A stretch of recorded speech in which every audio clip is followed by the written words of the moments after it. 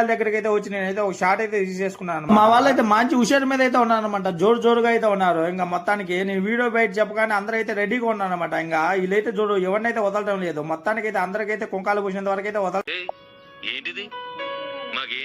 వాళ్ళందరికీ కుంకాలు పూసేసరికి ఒక్కొక్కరికి ఒక్కొక్క ఎక్స్ప్రెషన్ అయితే వచ్చేసింది అనమాట ఫేస్ లోకి. ఇంకా మా బాలు మామని అయితే కుంకాలతో ముంచెత్తేసారనమాట. మా ఫ్రెండ్ గాని కూడా అలాగే చేశారనమాట.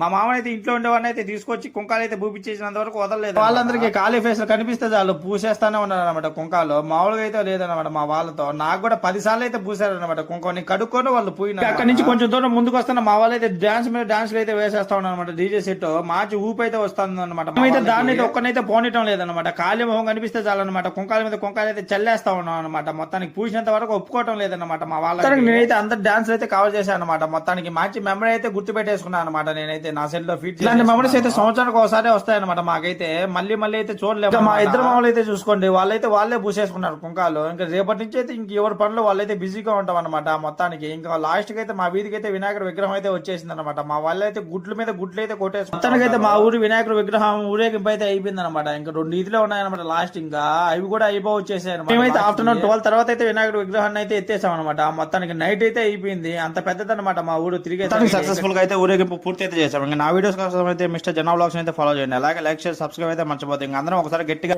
జై బోలో గణేష్ మహారాజ్ కి జై.